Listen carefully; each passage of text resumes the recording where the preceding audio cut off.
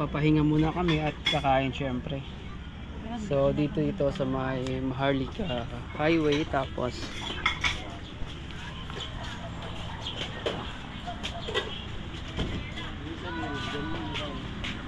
ayun, nandito tayo sa Mang Didos, Chibugan. Ayan. Sa labas na tayo, ito diretso na ng Bicol. Dito kami nagagali. Ayan. So pahinga muna sandali dito, tapos kumakain kami. Ayan.